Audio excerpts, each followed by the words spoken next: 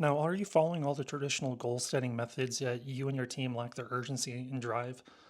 Like, I would have never scaled past 70,000 a month if I only focused on what I wanted. And the secret was setting an anti vision, defining visually the specific outcomes and lifestyle we were all determined to avoid.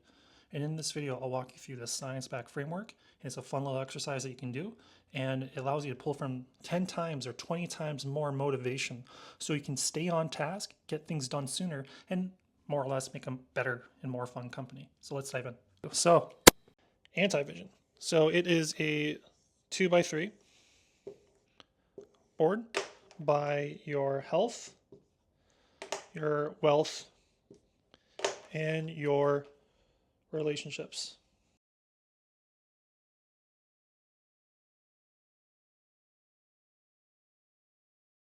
It's really just coming up with things that motivate you to get away from to get you to where you want to get to. There was an experiment where there was a cat and a mouse and a piece of cheese. Right? There's a little piece of cheese and nice little mouse, little squiggly tail. And what they found was if it was just the mouse and the cheese, the mouse would grab the cheese and move with it and, move it. They wanted to get it out. And the mouse would go far, but not so far. But when the mouse was chased from a cat, it would go a lot further than just holding on to the cheese, meaning that the fear of the cat scared the mouse and made it more motivated to stay alive.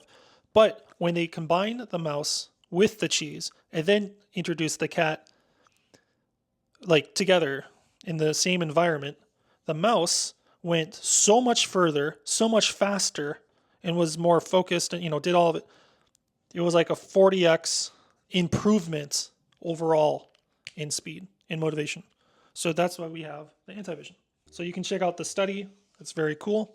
But this is how you can use this study in your life, in your business, all these fun things. So this anti-vision, I have these areas and I have these little quadrants in these. And these quadrants are the same in both the anti-vision. And so I have my mindset, my health set,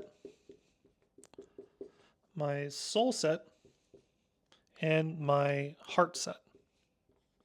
You might be like, that's a lot of what the fuck, but mindset is about growth. It's about how you think. It's about having the right sort of thinking.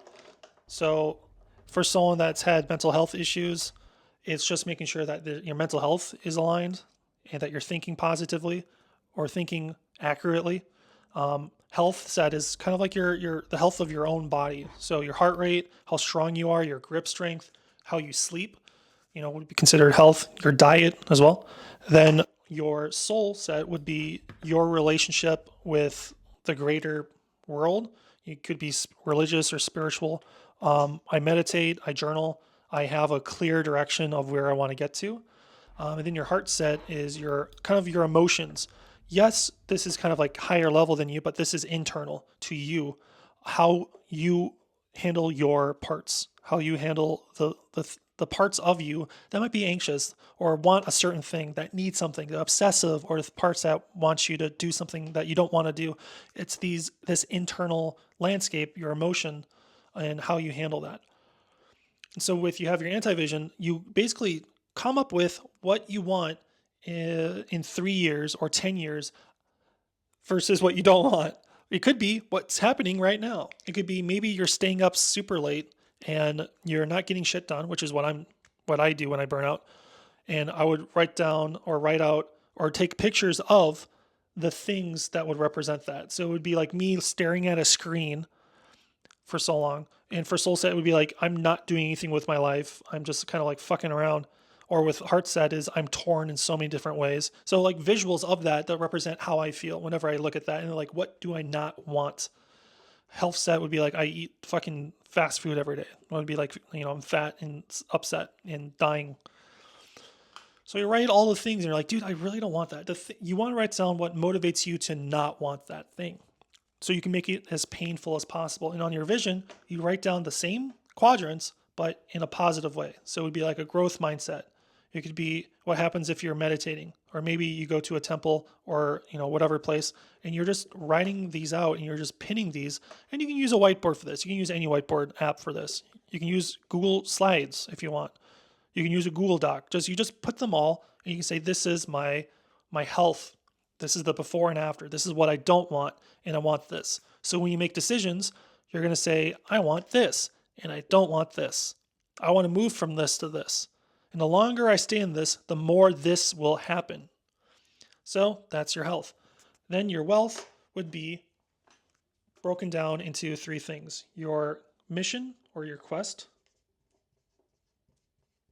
So I break this down into the quests, and then I have my money in here. Then I have my mastery. Yeah, so I have my mission, like my overall environment. Then I have my quest. These are like milestones. Then I have my money. Then I have my mastery. That's kind of like my skills and how I'm doing that. So again, you would just look at, be like, what would happen if you didn't get stuff done? What would happen with your team? And you would draw pictures there. And then you'd be like, okay, well, here's the milestones, the stepping stones that I want done. Then you would be like, what happens if I don't make the money that I need? What happens if I can't get the resources? You would put them out. And what would happen if I don't have the skills? Then you would write that in. Then you also have what would happen if you did hit your mission. You got everything that you and your team wanted, and you did all the milestones that you did, all of the major things that you wanted. And what would happen if you had the money that you had? And what happened if you had the skills that you had? And you would add those pictures. What it looks like to get those skills, what it looks like to use those skills, what it would look like to benefit the people around you with those skills. Then you have your relationships. Relationships I split up into my flame, which is my current significant other. And then I have my family. That could be the family you grew up with or the one that you're with right now. I have friends here, and then I have followers.